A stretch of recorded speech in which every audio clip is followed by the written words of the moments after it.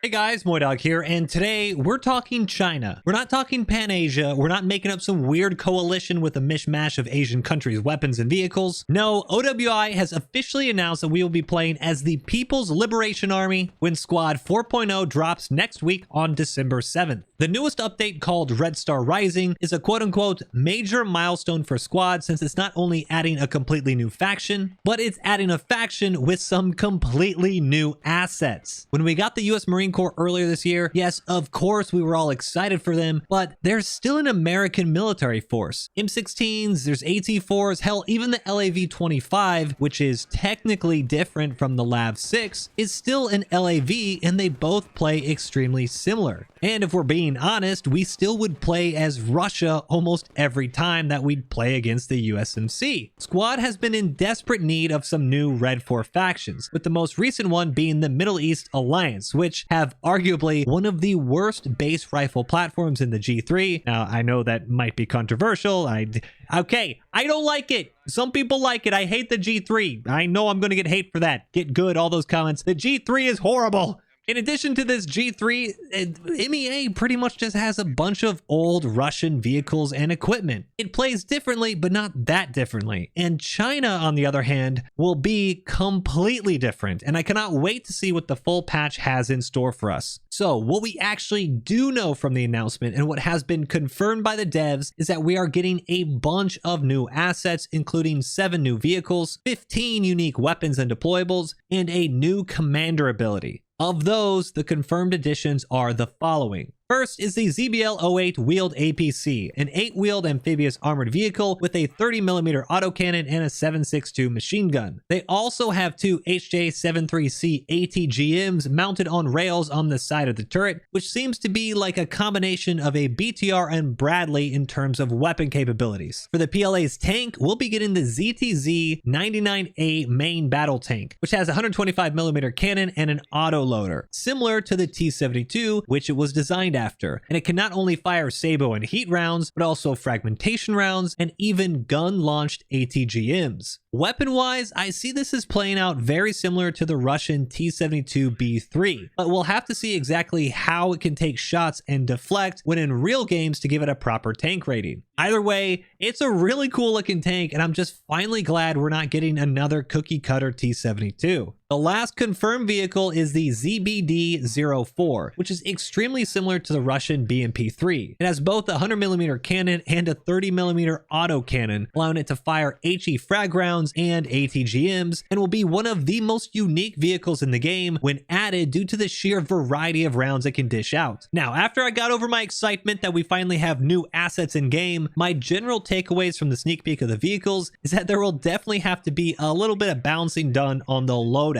For example, if the ZBL could technically run a 30mm cannon and also have rail ATGMs, and behind it you're going to have a ZBD rolling by with its 100mm cannon, its 30mm autocannon, and its own ATGMs, not unlike having BTR-82s and BMP-2s in game. In what world would you ever want to be in a US team that's going to roll out in a Striker? That 50 cal on top, which can also overheat extremely quickly, is going to stand no chance, and I'm really curious to see the vehicle matchups when we do get them, since I think it'll be a really tough learning curve getting used to all the new firepower and seeing what is the best to match up against what. Now, for the weapons, it is interesting that the devs didn't actually confirm the QBZ, since their announcement post states that we're going to be getting the QBU-88 Marksman rifle and the QJY-88 Machine Gun. But in the image directly below, we actually just see a screenshot with the QBZ-95-1. I don't know if they did this on purpose, but there you go. The QBZ-95-1 is a modernized QBZ-95. It's a Chinese bullpup rifle that everyone should be familiar with, especially if you used to play Battlefield, and was originally first seen being tested around 2010. I know many people thought that we might be getting the QBZ-191 as the primary rifle for PLA, since it is the most modern variant used, but sticking with Squad's apparent like for the 2010-ish era militaries, the QBZ-95-1 definitely does make a bit more sense. For Marksman, the QBU-88 will be your primary, with a scope and fire rate most likely comparable to the current Marksman rifles in-game, and not something like the Timberwolf. Machine gunners will be getting the QJY-88 or Type 88 machine gun, and it looks extremely similar to the Russian PKM. I would assume that this would be restricted to the actual machine gun role for the PLA, and the automatic rifleman would instead use some form of the QBZ variant, not unlike how the MEA has G3 variants with drum mags for their ARs. For emplacements, we'll be getting a brand new machine gun, mortar, and ATGM assets as well to have on your fob.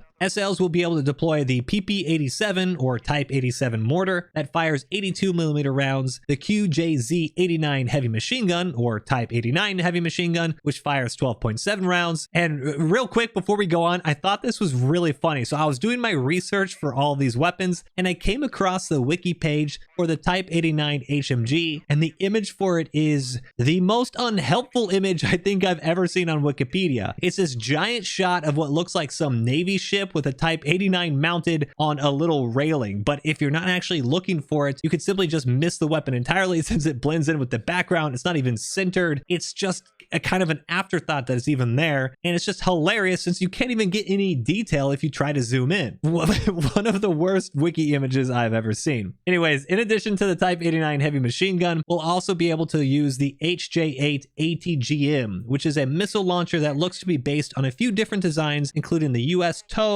and the French and German Milan. Also, technically unconfirmed is the Chinese Z-20 helicopter, which we can see in the promotional image here, as well as what looks like the PF-98 anti-tank launcher, which can also be kind of confirmed via an article published over at worthplaying.com, where you can see the first-person view of the hat kit firing the weapon. What's notable here is that this is also the first handheld weapon that has a rangefinder, making the Chinese hat kit arguably one of the best in the game before it's even been released. Finally, PLA commanders will be able to call in the Chinese JH-7A Flying Leopard for quote-unquote devastating bombing runs, which makes it seem as if we'll have a completely new animation from the Sioux strikes and Hornet strikes we currently have in game. Now, I tried to find some footage of bombing runs on YouTube, but the only thing I could see was this example of what appears to be like a test missile firing at some dirt. So hopefully in game, it's much more impressive than this. And with that, that's everything that has been confirmed for 4.0 as of now. There still will be complete patch notes posted next week, and I would guess that we would get 1 or 2 new maps with this faction as well. The Marines came with Black Coast and MEA came with Fallujah, but those 2 factions could also play in a lot of other maps that were currently in game. Well, there aren't any Pacific or Asian maps in game at the moment, so although having the PLA stomp around Goro and Yeho would still be fun, it would feel a bit odd. Now, I do know China has a pretty big military presence in Africa, and in the announcement we see an image of both Lashkar Valley as well as Kohat, so it looks like PLA will be included in some Middle Eastern maps, but fingers crossed that we do get some brand new, some high quality Asian maps next week in 4.0 as well. But what do you guys think? Personally, I'm just super excited we're finally getting a new REDFOR faction, but let me know what weapon, vehicle, or feature you're most looking forward to in the comments below, and if you liked the video, give it a thumbs up and subscribe for more. And don't forget to check out the live stream at twitch.tv/MoiDawg, where I'll be playing all the new stuff on December 7th when it releases next week. But